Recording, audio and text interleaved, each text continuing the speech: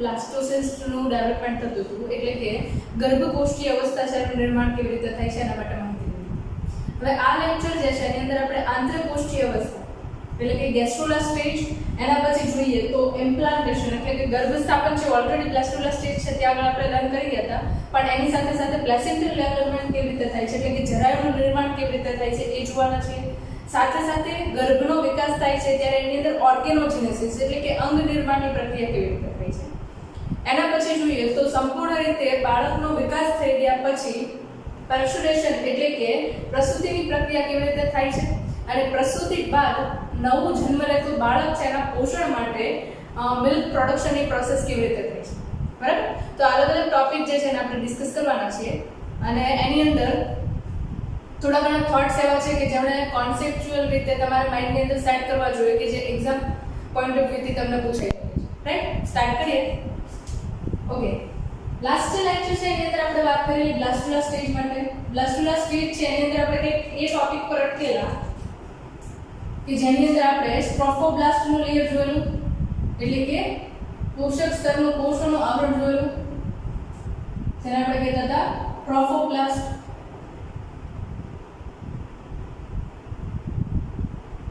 બરાબર, એના પછી વચ્ચેની બાજુ તમે અલગથી કોષોનો સમૂહ જોતા હતા, અને આ કોષોનો સમૂહ છે એને આપણે નામ આપેલું ઇનર સેલ માસ એટલે કે અંતસ્થ કોષ સમૂહ. આવું કંઈક આપણે નામ આપેલું અંતસ્થ કોષ સમૂહ એટલે કે ઇનર સેલ માસ, અને આ બંને જે છે એની વચ્ચે તમે જગ્યા જોઈ. ઓકે, હવે આના ઉપરાંત આ બે વસ્તુ જે છે એની અંદરથી ડેવલપમેન્ટ શું થાય છે એ સેટ જોઈએ. અંતસ્થ કોષ સમૂહ જે છે એની અંદર જે કોષો છે બધા કેવા છે તો કે એમને આપણે સ્ટેમ સેલ્સ કહીએ છીએ. સ્ટેમ સેલ્સ એટલે એવા કોષો કે જેની અંદરથી ભવિષ્યમાં બેબીના કોઈ પણ શરીરનો ભાગ છે એ ડેવલપ થવાનો છે. બરાબર, હું એવું કહું કે આ કોષો જે છે એમાંથી આંખનું નિર્માણ થવાનું છે, પાચન વાયુનું નિર્માણ થવાનું છે, રુધિરાભિસરણ તંત્રનું નિર્માણ થવાનું છે, તો બધી જ વસ્તુ છે એ તમને સ્ટેમ સેલ છે એની અંદરથી જોવા મળે છે. બરાબર, ઓકે. બીજી વસ્તુ અહીંયા આગળ ટ્રોફોપ્લાસ્ટનું લેયર છે એના માટે. ટ્રોફોપ્લાસ્ટ જે છે એ અહીંયા આગળ તમને થોડાક એક્સ્ટ્રા એમ્બ્રિયોનિક સ્ટ્રક્ચર જુઓ છો. એક્સ્ટ્રા એમ્બ્રિયોનિક ફિટલ મેમ્બ્રેન્સ એટલે કે બાહ્ય ભ્રૂણીય કલાઓ છે એનું નામ સાંભળ્યું છે. બરાબર, જેની અંદર યોગ સેક, એલેન્ટોઇસ, એમ્નિયોન અને કોરિયોન આટલી વસ્તુ છે. હવે મને ત્રણ છે ને ગુજરાતી નામ એક્ચ્યુઅલીમાં ખબર નથી, કોરિયોન, એમ્નિયોન અને એલેન્ટોઇસ. બરાબર, જો મને મળશે તો હું કમેન્ટ્સમાં કમેન્ટ કરી દઈશ, તમે લોકો રીડ કરી શકો. બરાબર, યોગ સેક છે ને જલ્દી કોથળી કહેવાય, એ મને આઈડિયા છે. બરાબર, તો એ જે સ્તરો તમે જુઓ છો એ ક્યાંથી જે ડેવલપ થશે તો કે ટ્રોફોપ્લાસ્ટનું લેયર છે એમાંથી ડેવલપ થશે. અને અહીંયા આગળ જે આ તમે લેયર્સ જુઓ છો એક્સ્ટ્રા એમ્બ્રિયોનિક લેયર્સ મેમ્બ્રેન્સ છે એ બધા ચોક્કસ પ્રકારે અમુક અમુક કાર્યો કરે છે, જેને શોર્ટ ફોર્મની અંદર આપણે રેફર કરવાના છે, કારણ કે તમારી બુકની અંદર એ મેન્શન નથી, પણ આપણો કોન્સેપ્ટ ક્લિયર હોય ને તો ટ્યુનિંગ છે આપણને ખબર પડે કે કેવી રીતે બેબીનું ડેવલપમેન્ટ થાય છે. બરાબર, એટલે થોડો એના ઉપર પણ નજર નાખીશું આપણે. ઓકે, તો અહીંયા આ જે સેલ છે એને આપણે સ્ટેમ સેલ્સ કહીએ છીએ. હવે એક વસ્તુ અહીંયા જુઓ કે સ્ટેમ સેલ છે એમાંથી કોઈ પણ રીતે ડેમેજ થયું અને અહીંયાથી ધારો કે કોઈ પણ રીતે સેલ માસ છે એ આ જતો રહેશે, ધારો આટલો સેલ માસ છે એ જતો રહેશે, અને આ cell mass for example eyes develop થવાની છે, એમ્બ્રિયો છે એના આંખનું નિર્માણ થવાનું છે. જો બ્લાસ્ટોલા સ્ટેજ ઉપર હોય એટલે કે આંતરકોષ્ઠીય અવસ્થા ગર્ભકોષ્ઠીય અવસ્થા ઉપર હોય અને એ તબક્કે જો આવા પ્રકારે સેલનો લોસ થાય છે તો પણ આખો એમ્બ્રિયો છે એ ડેવલપ થઈ જશે. પણ એના પછીનું જે સ્ટેજ છે જેને આપણે કહીએ છીએ આંતરકોષ્ઠીય અવસ્થા એટલે કે ગેસ્ટ્રોલા સ્ટેજ, આગળ છે બ્લાસ્ટોલા અવસ્થા, ગર્ભકોષ્ઠીય અવસ્થા છે, અને આ અવસ્થાએ જો એમ્બ્રિયોને ડેમેજ થશે તો પણ ફૂલ બેબી ડેવલપમેન્ટ થઈ શકે છે, કારણ કે અહીંયા આગળ બધા સેલ છે સ્ટેમ સેલ છે, કદાચ અહીંયાથી બીજા સેલ જતા રહે છે આંખ માટે તો એની સિવાયના બાકી રહેતા સેલ છે એના માટેનો ભાગ છે બનાવી નાખશે. એટલા માટે તેને સ્ટેમ સેલ કહીએ છીએ કે બોડીના કોઈ પણ ભાગને ડેવલપ કરી શકે. બરાબર, આ એમ્બ્રિયોનિક સ્ટેમ સેલ્સ છે. બરાબર, ઓકે. નેક્સ્ટ એના પછીની જે અવસ્થા આવે છે એને આપણે નામ આપીએ છીએ આંતરકોષ્ઠીય અવસ્થા. આંતરકોષ્ઠીય અવસ્થા છે એને આપણે નામ આપીએ છીએ ઇંગ્લિશમાં ગેસ્ટ્રોલા સ્ટેજ, જે તમારો પહેલો ટોપિક છે. ગેસ્ટ્રુલા સ્ટેજ. અને ગેસ્ટ્રુલા ડેવલપ થવાની જે આખી પ્રક્રિયા છે એને આપણે નામ આપીએ છીએ ગેસ્ટ્રુલેશન પ્રોસેસ. બરાબર? ઓકે. હવે આંતરકોષીય અવસ્થા જે છે એની અંદર તમે જુઓ તો અહીંયા આપણે જે ઇનર સેલ માસ હતું, ફોર એક્ઝામ્પલ આ ટ્રોફોપ્લાસ્ટનું લેયર છે અને એના પછી વચ્ચેની તરફ આ ઇનર સેલ માસ. હવે ઇનર સેલ માસ જે છે અંતઃકોષ સમૂહ છે એના કોષો જે છે એની અંદર સતત ગતિકીય અવસ્થાઓ જોવા મળશે. એ એકબીજાને ગોઠવણની મુજબ ટ્રાન્સફર કરતા રહેશે, જગ્યાની અંદર ફેરફાર થતો રહેશે. અને એ જગ્યાની અંદર ફેરફાર છે ને એ એવી રીતે થાય છે કે જેના કારણે આ ગર્ભ જે છે એની અંદર વચ્ચેની બાજુએ તમને જગ્યા ક્રિએટ થતી હોય એવું જોવા મળશે.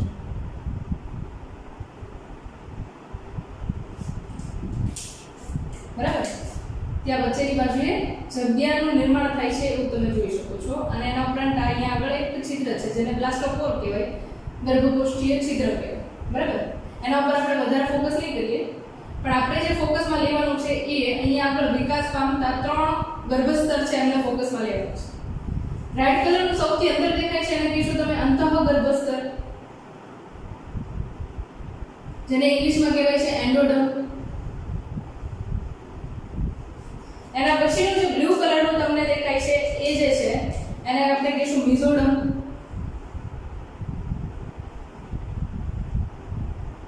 જેને કહેવાય છે મધ્ય ગર્ભસ્તર.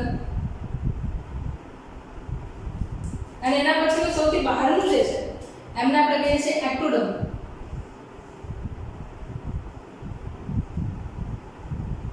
અને એને કહેવાય છે બાહ્ય ગર્ભસ્તર. તમે લોકો જો 11th નું ચેપ્ટર નંબર 4 સ્ટડી કરી ગયા હોય એનિમલ કિંગડમ ક્લાસિફિકેશન, તો એની અંદર એક શબ્દ આવતો દ્વિગર્ભસ્તરીય પ્રાણીઓ અને ત્રિગર્ભસ્તરીય પ્રાણીઓ, ટ્રિપ્લોબ્લાસ્ટિક એનિમલ એન્ડ ડિપ્લોબ્લાસ્ટિક એનિમલ. હવે તમે ત્યારે ક્લાસિફિકેશનની અંદર એવા લક્ષણોની અંદર લખતા હતા સ્પેસિફિકેશન કે આ પ્રાણીનો સમૂહ છે એ દ્વિગર્ભસ્તરીય છે, આ પ્રાણીનો સમૂહ છે એ ત્રિગર્ભસ્તરીય છે. તો હવે એક્ચ્યુઅલીમાં એ તમારો કોન્સેપ્ટ ક્લિયર થાય છે કે ગર્ભીય અવસ્થા દરમિયાન અહીંયા આગળ આવી રીતે 3 સ્તરનું નિર્માણ થાય છે, એટલા માટે આપણે એને ત્રિગર્ભસ્તરીય પ્રાણીઓ તરીકે ઓળખતા હતા.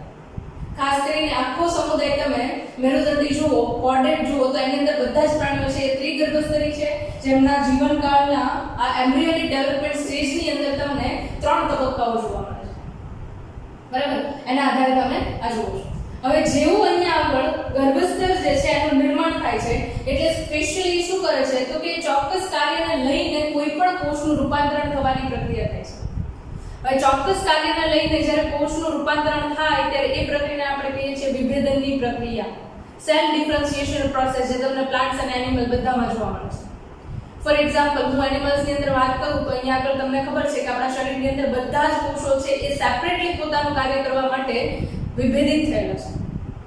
હું એવું કહું પાચન માર્ગના કોષો છે તે પાચનનું કાર્ય કરશે, યુરિનોજેનેટરી ટ્રેક્ટ એટલે કે મૂત્રજનન માર્ગ છે એમના કોષો તો કે પ્રજનન અને મૂત્ર નિર્માણ અને મૂત્ર ત્યાગની પ્રક્રિયા છે એની સાથે સંકળાયેલી છે. તો અહીંયા આગળ તમે જુઓ છો કે ચોક્કસ રીતે કાર્યની વહેંચણી છે, શ્રમ વિભાજન જોવા મળે છે. અને શ્રમ વિભાજન છે એ તમને ગેસ્ટ્રુલા સ્ટેજ છે ત્યાંથી આગળ થતું જોવા મળે છે. હવે એક વસ્તુ જોઈએ, અહીંયા આગળ મેં તમને હમણાં કીધું કે અહીંયાથી આ આટલો સેલનો માસ જતો રહે તો પણ આ છે ડેવલપ થઈ જશે. પણ આ તબક્કે જ્યારે ગેસ્ટ્રુલેશન સ્ટેજ છે, આંતરકોષીય અવસ્થા છે, જો એ તબક્કે ક્યારેય એમ્બ્રિયો છે ડેમેજ થશે તો મોસ્ટ પ્રોબેબલી હવે ચાન્સીસ છે કે જે બેબી ડેવલપ થઈને આવશે એ ડેમેજ થશે, એ ભાગ એની અંદર ડેવલપ નહીં થાય. કારણ કે હવે અહીંયા જે સ્ટેમ સેલ હતા એ પોતે નિશ્ચિત કાર્ય કરવા માટે વિભેદિત થઈ ચૂક્યા છે.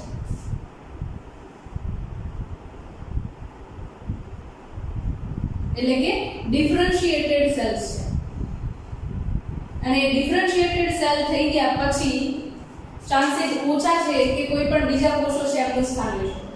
એટલે આ વાત મેં તમને કરેલી કે અહીંયા આગળ કંઈક એવી પ્રક્રિયા થાય છે કે જેના કારણે બધા કોષો છે અલગ અલગ અંગોની અંદર વિભેદિત થઈ શકે છે, પણ અહીંયા આગળ એ પ્રોસેસ શક્ય નથી. આવું તો શું થાય છે સેલની અંદર કે જેના કારણે અહીંયા આગળ કોષો કાર્ય કરવા માટે સક્ષમ છે, પણ અહીંયા આગળ આવે તો એ બીજા કોષનું કાર્ય કરવા માટે સક્ષમ નથી. તો એના માટે રિસ્પોન્સિબલ છે, જવાબદાર છે જીન્સ, એટલે કે આપણા જનીનો છે. હવે કોઈ પણ કોષો તો એની અંદર કેટલા હોય 23 જોડી કોષો જનીનો હશે, 23 જોડી રંગસૂત્રો હશે અને 23 જોડી રંગસૂત્રો છે એના ઉપર 30,000 થી પણ વધારે નંબર્સની અંદર જનીનો હાજર છે. બરાબર.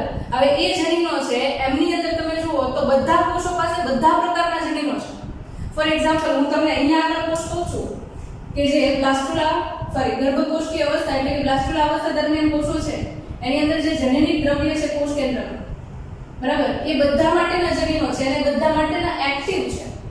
જનીનો કેવા છે? સક્રિય છે. એટલા માટે કોઈ પણ કોષની અંદર રૂપાંતરિત થઈ શકે.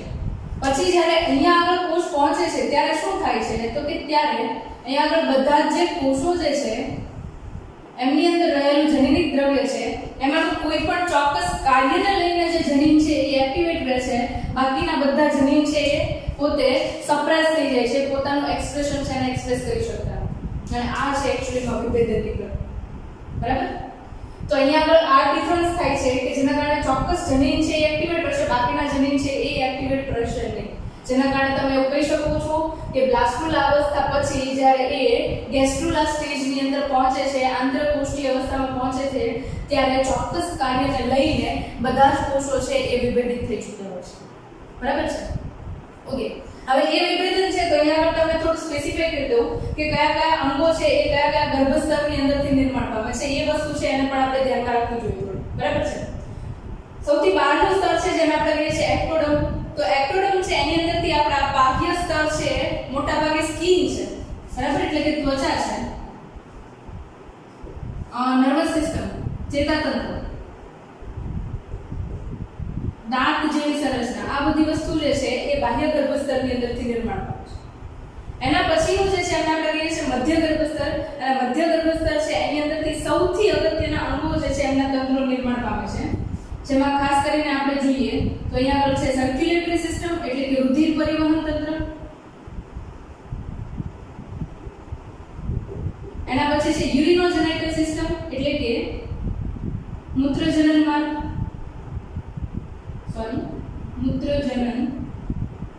તંત્ર. આના ઉપરાંત જોઈએ તો બીજા ઘણા બધા ભાગો છે એ આની અંદરથી જ ડેવલપ થાય છે. ફોર એક્ઝામ્પલ સ્નાયુઓ, બધા જ પ્રકારના સ્નાયુઓ છે લગભગ મધ્ય ગર્ભસ્તરમાંથી આવતા હોય છે, બરાબર. એના સિવાયનું અંતઃગર્ભસ્તર છે તો એની અંદરથી શું આવે છે તો કે અંતઃગર્ભસ્તર છે એની અંદરથી તમે જુઓ તો સ્વાદુપિંડ, કંઠનળી, યકૃત, થાઇરોઇડ ગ્રંથિ, થાઇરોઇડ છે તેની સાથે ઓબ્વિયસલી પેરાથાઇરોઇડ પણ હશે. અને અહીંયા બીજું મેં તમને સ્ટાર્ટિંગની અંદર શું કીધું, સોરી ભૂલી ગઈ. સ્વાદુપિંડ, યકૃત, થાઇરોઇડ, પેરાથાઇરોઇડ, આ જે ભાગો છે ઓકે હા કંઠનળ, ફેરિક્સ, આ જે ભાગો છે એ તમને અંતઃગર્ભસ્તર છે એની અંદર તે વિકાસ પામતા જોવા મળે છે. હવે આ જે અવસ્થા થઈ કઈ થઈ આંતરકોષીય અવસ્થા, જેની અંદર તમને કંઈક આવા પ્રકારે કોષો જે છે નિશ્ચિત કાર્યને લઈને વિભેદિત થતા જોવા મળે છે, બરાબર.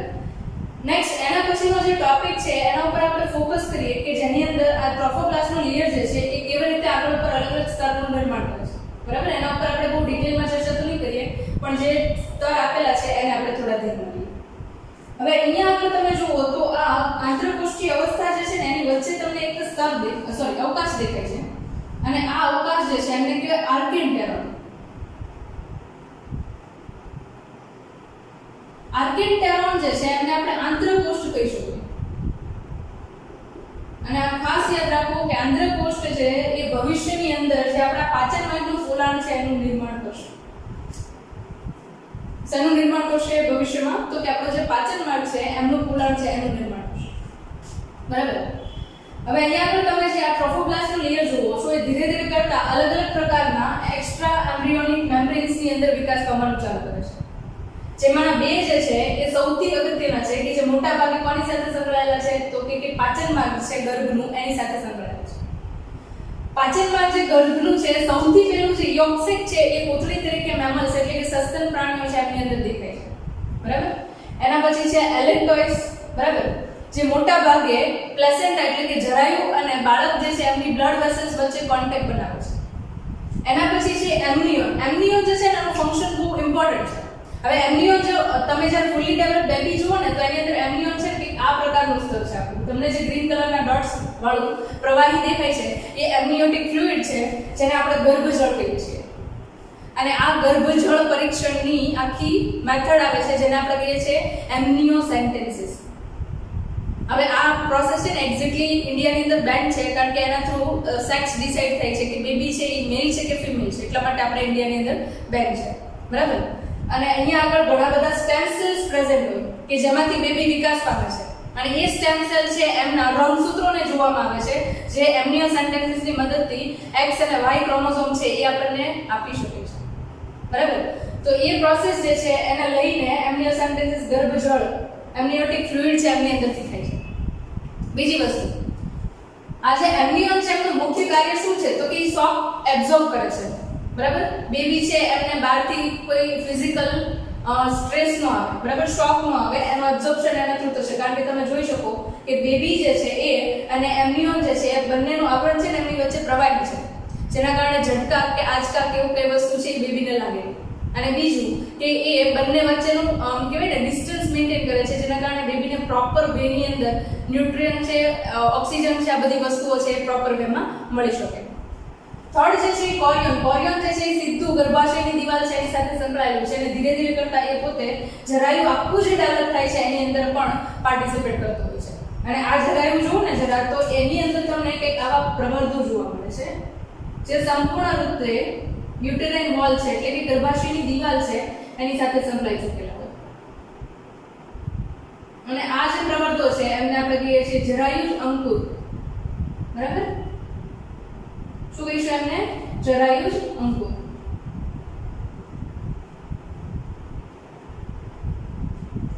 આ પ્લેસેન્ટા માટે આપણે થોડી વાત કરીએ, બરાબર. આપણે અલગ અલગ એક્સ્ટ્રા એમ્બ્રિયોનિક મેમ્બ્રેન્સ છે એના માટે વાત કરી. બીજી જે વસ્તુ વાત કરવાની છે આપણે જરાયુ છે એમના માટે વાત કરવાની છે, પ્લેસેન્ટા છે એમના માટે વાત કરવાની છે. હવે પ્લેસેન્ટા જે છે ને એ શું છે એક્ઝેક્ટલી? તો કે પ્લેસેન્ટા જે છે એ બેબી અને મધર વચ્ચેનું એક ટાઈપનું જોડાણ છે. જરાયુ શું છે? તો કે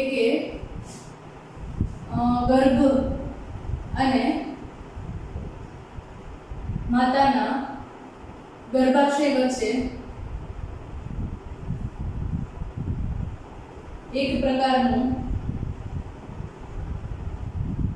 જોડાણ છે જે બધા જ પ્રકારની રિક્વાયરમેન્ટ પૂરી કરશે. કારણ કે અહીંયા આગળ આપણને ખબર છે કે આપણું જે એગ છે, મેમલ્સનું એગ છે, કેવું છે? ટીલોલાઇસેટલ છે, અલ્પજલદી એગ છે, એટલે એની પાસે ન્યુટ્રિયન્ટ્સ હશે, એની પોષક તત્વો હશે. તો એનો વિકાસ છે સંપૂર્ણપણે માતાના બોડી ઉપર, માતાના શરીર ઉપર આધાર રાખે છે. અને માતાના શરીરની અંદરથી ઓક્સિજન, કાર્બન ડાયોક્સાઇડ આ બધી જ વસ્તુઓ છે એ ત્યાંથી લેશે અને ત્યાં જ મુક્ત કરશે. પોષક તત્વો છે એ પણ ત્યાંથી લેશે, અને જ્યાં પછીના અંતે નીકળતો જે વેસ્ટ છે એ પણ માતાના શરીર થ્રુ જ બહાર નીકળશે, બરાબર છે. પણ એક વસ્તુ અહીંયા જોવા જેવી છે કે આપણા બોડીની અંદર જોઈએ તો બ્લડ સર્ક્યુલેશન થાય એની સાથે સાથે જ બધી વસ્તુ છે એ ટ્રાન્સફર થતી હોય. એનો મતલબ એવું કે અહીંયા બેબી જે છે એમની અંદર પણ એ જ રીતે થાય છે, અને એ બ્લડ વેસલ્સ છે પાચન માર્ગ સુધી પહોંચતી હોય. પાચન માર્ગની અંદરથી પાછું બધું ન્યુટ્રિયન્ટ છે એ બેબીના અલગ અલગ ટિશ્યુ સુધી પહોંચાડવામાં આવતું હોય છે, બરાબર છે, કોષો સુધી પહોંચાડવામાં આવતું હોય છે. હવે એ જે પ્રોસેસ છે એની અંદર તમે જુઓ તો અહીંયા આગળ બ્લડ છે એ બંનેમાંથી એક પણ કોન્ટેક્ટમાં આવતું નથી. આ એક વસ્તુ ખાસ યાદ રાખીશું આપણે, બરાબર. માતા અને ગર્ભ બંનેનું રુધિર ક્યારેય પણ એકબીજાના સંપર્કમાં આવતું નથી.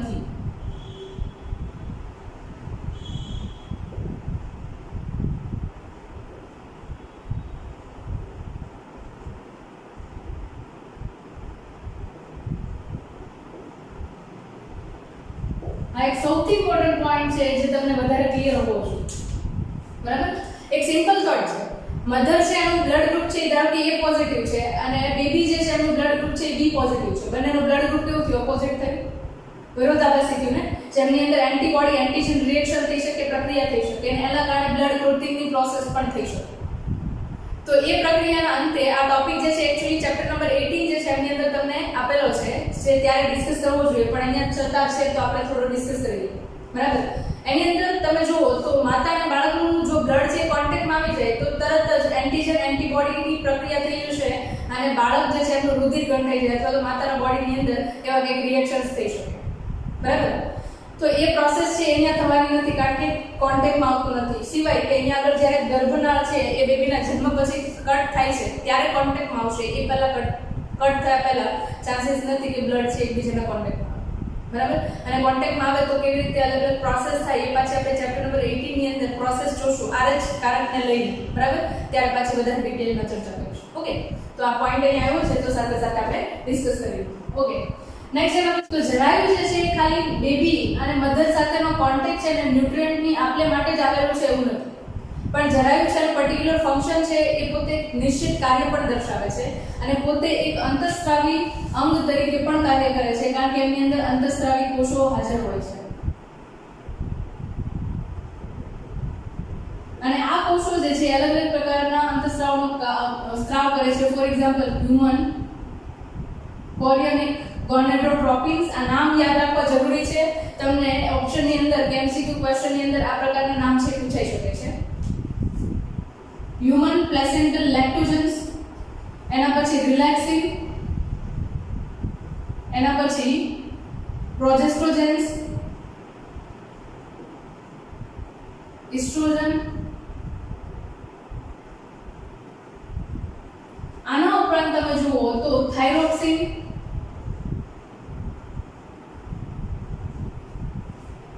કોર્ટિસોલ.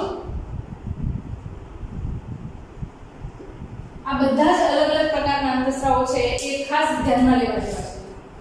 અને સૌથી અગત્યનો હોય તો એ છે પ્રોજેસ્ટ્રોજેન્સ અથવા તો કહું પ્રોજેસ્ટેરોન્સ. બરાબર. પ્રોજેસ્ટેરોન્સ જે છે એ અંતઃસ્ત્રાવ છે એ સૌથી ઇમ્પોર્ટન્ટ છે કારણ કે પ્રોજેસ્ટેરોન છે એને આપણે પ્રેગ્નન્સી હોર્મોન તરીકે ઓળખીએ છીએ. અંતઃસ્ત્રાવ તરીકે ઓળખીએ છીએ. એની પાછળનું મુખ્ય કારણ શું છે? પ્રેગ્નન્સી હોર્મોન શા માટે કહીએ છીએ?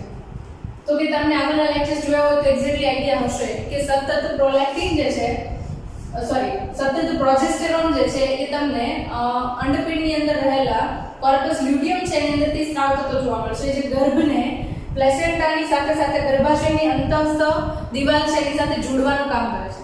એટલે 9 મહિના સુધી તો અહીંયા આગળ પ્રોજેસ્ટેરોનનો સ્ત્રાવ થવો જોઈએ. પ્રોજેસ્ટેરોનનો સ્ત્રાવ છે એ જ બેબીને એના માતાના ગર્ભાશય સાથે અટેચ કરીને રાખે છે અને ત્યાં આગળ જાળવી રાખે છે. બરાબર. ઇન શોર્ટ કહું તો એ ગર્ભાશયની દિવાલ છેના વિકાસને સતત જાળવી રાખવાનું એના ટિશ્યુને મેન્ટેન કરવાનું કામ કરે છે જેના કારણે ગર્ભાશયમાં ગર્ભ છે એ ટકી શકે છે. બરાબર. ઓકે. તો આ જે છે એમાં ખાસ બીજા બે અંતઃસ્ત્રાવો થાઇરોક્સિન અને કોર્ટિસોલ છે એમને પણ ધ્યાનમાં લઈએ કે જે સામાન્ય રીતે વુમન જે છે એમની અંદર ચયાપચયની પ્રક્રિયા અને ફિટસ જે છે એમની અંદર ચયાપચયની પ્રક્રિયા ઉપર અસર કરે છે. કારણ કે આપણને ખબર છે કે થાઇરોક્સિન જે છે એ બોડીનો બેઝલ મેટાબોલિક રેટ છે મેન્ટેન કરે છે. મૂળભૂત ચયાપચયિક દર મેન્ટેન કરે છે. તેનો મતલબ એવો થયો કે બધી જ પ્રક્રિયા છે એ થાઇરોક્સિન કોર્ટિસોલ જેવા અંતઃસ્ત્રાવો છે એમના વડે મેન્ટેન થતી હશે. બરાબર છે. તો આ પ્લેસેન્ટા જે છે એમના માટે આપણી આટલી વસ્તુઓ છે એ યાદ રાખીશું. બરાબર. એના પછી જોઈએ તો હવે આપણે વાત કરવાની છે કે બેબી જે છે એમની અંદર કયા કયા તબક્કા દરમિયાન અંગના નિર્માણની પ્રક્રિયા થાય છે. બરાબર. તો એ અંગજનનની પ્રક્રિયા છે એને આપણે ગેસ્ટેશન પીરિયડ છે એની સાથે કમ્પેર કરી લઈએ.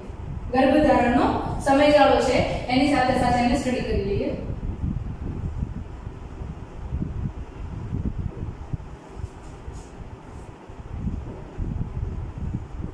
ઓકે. આપણે જોઈએ છે અલગ અલગ પ્રકારના પ્રાણીઓ છે હાજર હોય અને અલગ અલગ પ્રકારના પ્રાણીઓ છે એની અંદર અલગ અલગ સમયગાળો હોય છે ગર્ભધારણનો. બરાબર. ફોર એક્ઝામ્પલ એલિફન્ટ છે, હાથી છે, એમની અંદર તમે ગર્ભધારણ સમયગાળો જુઓ તો 620 દિવસ સુધીનો એમનો સમયગાળો જોવા મળે છે. બરાબર. એની સાથે ડોગ જુઓ એટલે કે કૂતરાઓ જે છે એમની અંદર તમે સમયગાળો જુઓ તો એ લગભગ 50 થી 60 દિવસ જેટલો સમયગાળો હોય છે. એવી જ રીતે મનુષ્યની અંદર જુઓ તો મનુષ્યની અંદર 280 દિવસનો સમયગાળો છે ગર્ભધારણનો જેને એક્ઝેક્ટલી આપણે કાઉન્ટ કરીએ ને તો 9 મંથ્સ 9 મહિના પ્લસ અહીંયા આગળ 10 ડેઝ કહી શકીએ. બરાબર. આટલો જે સમયગાળો છે એ તમને અહીંયા આગળ જોવા મળશે. રાઈટ. ઓકે. હવે અલગ અલગ પીરિયડ જોઈએ તો અહીંયા 9 મહિના છે તો દરેક મહિના ઉપર બેબી છે એમના બોડીની અંદર કયા કયા ડેવલપમેન્ટ થાય છે એ સ્ટેજ યાદ કરીએ. બરાબર. જ્યારે પ્રથમ મહિનો થાય છે ત્યારે પહેલી વાર અહીંયા આગળ બેબી જે છે એમને હાર્ટબીટ સાંભળવા મળશે, જે સ્ટેથોસ્કોપની મદદથી સાંભળી શકાય છે. બરાબર? જે અહીંયા આગળ તમને હૃદયનું ડેવલપમેન્ટ છે એ લગભગ પહેલા મહિનાના એન્ડમાં તમને જોવા મળશે.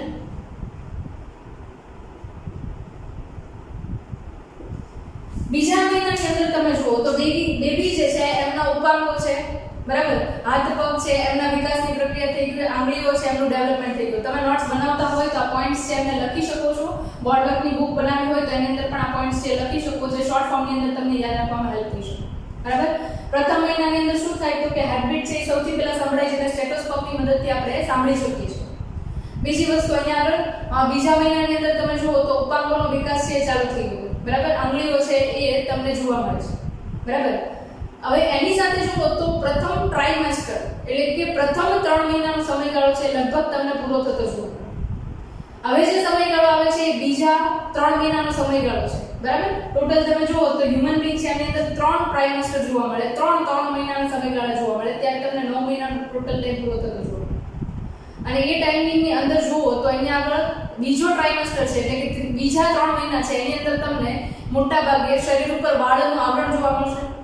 અને એક્ઝેક્ટ લગભગ તમે જુઓ તો 5મા મહિનાની અંદર એટલે કે બીજા ટ્રાઇમેસ્ટરના વચ્ચેના સમયગાળા દરમિયાન તમને બેબી જે છે એમની અંદર મૂવમેન્ટ જોવા મળશે, હલનચલન જોવા મળશે. બરાબર? અને એ હલનચલન જે છે એ કદાચ ફીલ પણ થઈ શકે મધરને. બરાબર?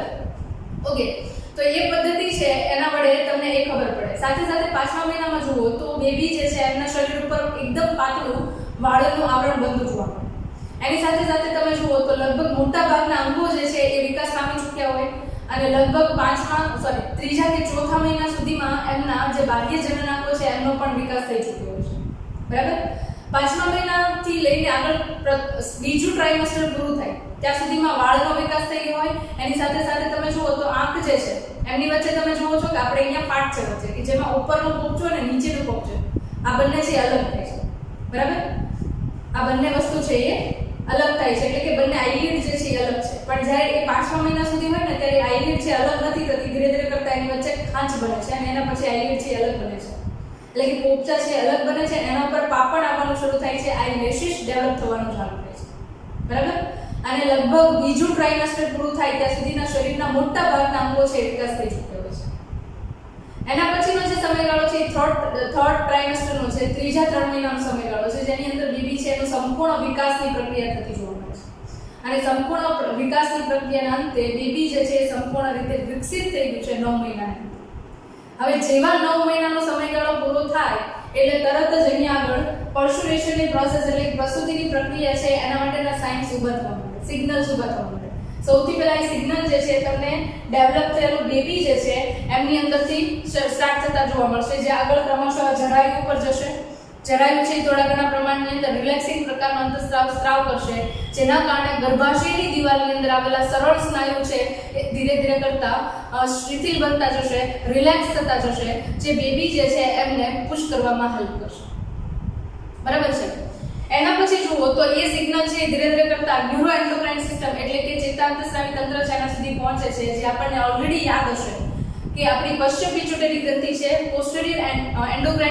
પોસ્ટીરિયર પિટ્યુટરી ગ્લેન્ડ છે, એની અંદરથી તમને રિલેક્સિન અંતઃસ્રાવનો સ્ત્રાવ થતો જોવા મળે છે. અને આ રિલેક્સિન અંતઃસ્રાવ છે એ સતત ગર્ભાશયના સ્નાયુઓ જે છે એમના સંકોચનની અને રિલેક્સેશનની પ્રોસેસ છે એમને એન્હાન્સ કરે છે. અને એના કારણે એક પેઇન ક્રિએટ થાય છે જે બેબી જે છે એમના ગર્ભાશયમાંથી ગ્રીવા તરફ સર્વિક્સ છે ત્યાં સુધી પુશ કરે છે. અને સૌપ્રથમ મોટા ભાગે બેબી જે છે એમનું હેડ છે એ બહાર આવતું હોય છે, એમનું જે શીર્ષ છે એ ત્યાંથી બહાર આવતું હોય છે. બરાબર? તો આ પ્રોસેસ જે છે એને આપણે શું કહીએ છીએ? પ્રસૂતિની પ્રક્રિયા. હવે ઘણીવાર તમે જુઓ ને તો કોઈક ફિમેલ છે એમની અંદર એવું થાય કે આ પ્રસૂતિની પ્રક્રિયા છે એટલી બધી એન્હાન્સ ન થતી હોય, નોર્મલ ડિલિવરી છે એ શક્ય ન બનતી હોય, તો એના એ કન્ડિશનની અંદર ડોક્ટર જે છે એ બોટલ ચડાવવાનું સ્ટાર્ટ કરે. અને બોટલની અંદર મોટા ભાગે રિલેક્સિન હોર્મોન જે છે એમને લઈને અંતઃસ્રાવો છે એડ કરવામાં આવતા હોય, જે ડાયરેક્ટલી બ્લડની અંદર ફ્લો થશે, બ્લડ દ્વારા વહન પામીને આવશે, ગર્ભાશયની દિવાલ સુધી પહોંચશે અને ત્યાંથી પાછી પેઇનની પ્રોસેસ એટલે કે બેબી જે છે એમને ગર્ભાશયમાંથી બહાર કાઢવા માટેની પ્રોસેસ છે એના માટેના એ સિગ્નલ્સ હોય એવા હોર્મોન્સ છે એન્ટર કરે છે. બરાબર? ક્વેશ્ચનની અંદર પૂછાઈ શકે કે જે બોટલ છે એની અંદર શું હોઈ શકે, તો એ રિલેક્સિન અંતઃસ્રાવ છે હોઈ શકે, તમને આન્સર ખબર હોવું જોઈએ. બરાબર? અને એના અંતે ગર્ભ શું ફુલ્લી ડેવલપ્ડ બેબી જે છે એમના જન્મની પ્રક્રિયા થાય છે, birth of new young one. બરાબર. હવે આ બેબી જે છે એ જેવું બહાર નીકળે છે એટલે તરત જ એમને એમ્બેલિકલ કોર્ડ એટલે કે અહીંયા ગર્ભનાળ જે છે એનાથી છૂટું કરવામાં આવે છે. બરાબર. એટલે બેબી છે એ બહાર નીકળી જશે. એના પછીના 15 થી 20 મિનિટના સમયગાળાની અંદરની બાજુએ જરાયું છે, પછી એના સિવાયની આ જે બધી બાહ્ય ભ્રૂણીય કલાઓ છે એ લગભગ બહારની બાજુએ કાઢી દેવામાં આવે છે. બરાબર. નીકળી જશે અને આ રીતે પ્રસૂતિની પ્રક્રિયા છે પૂરી થતી જોવા મળે છે. બરાબર. એની સાથે હવે જોઈએ તો છેલ્લો ટોપિક કયો છે તો કે મિલ્ક પ્રોડક્શન, દૂધ સ્ત્રાવની પ્રક્રિયા. હવે દૂધ સ્ત્રાવની પ્રક્રિયા છે એ પૂરા 9 મહિના સુધી મેમરી ગ્લેન્ડનું ડેવલપમેન્ટ થાય એની સાથે સંકળાયેલી છે.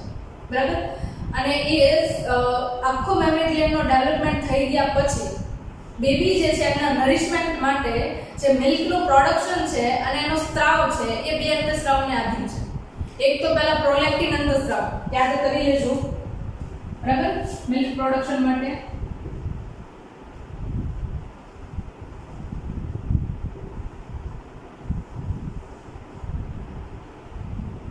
કયા બે અંતઃસ્ત્રાવ તો કે એક રિલેક્સિન ને યાદ રાખશો તમે અને બીજું જે છે એમને તમે યાદ રાખશો પ્રોલેક્ટિન.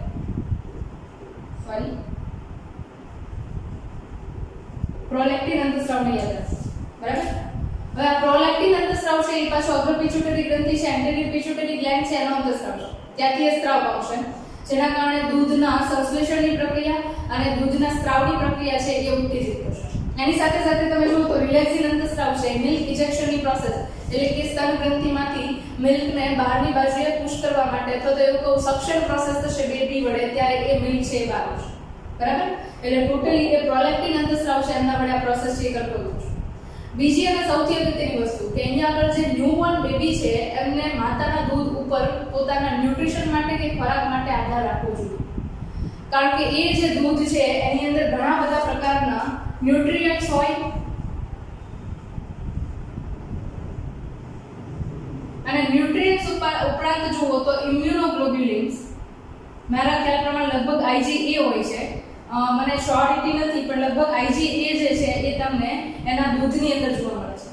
બરાબર. અને એ IgA યુક્ત જે દૂધ આવે છે, ઇમ્યુનોગ્લોબ્યુલિન A યુક્ત દૂધ આવે છે એ બેબીને પેસિવ ઇમ્યુનિટી આપે છે.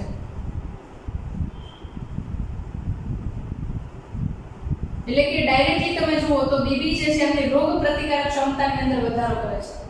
કારણ કે આપણને ખબર છે કે જે ન્યૂબોર્ન બેબી હોય એમની રોગ પ્રતિકારક ક્ષમતા નબળી હોય અને એ રોગ પ્રતિકારક ક્ષમતા જે છે એમને પેસિવ ઇમ્યુનિટી દ્વારા મિલ્ક છે એ બૂસ્ટિંગ આપતું હોય છે. બરાબર. તો આ એક વસ્તુ ખાસ યાદ રાખી શકો. બીજી વસ્તુ અહીંયા આગળ એક કોલેસ્ટ્રોલ કરીને એક શબ્દ આવે છે. ક્લોસ્ટ્રમ કે કોલેસ્ટ્રોલ. બરાબર. જે સૌપ્રથમ વાર મેમરી ગ્લેન્ડ છે એની અંદરથી દૂધનો સ્ત્રાવ થાય છે એને આપણે નામ આપીએ છીએ કોલેસ્ટ્રોલ. બરાબર.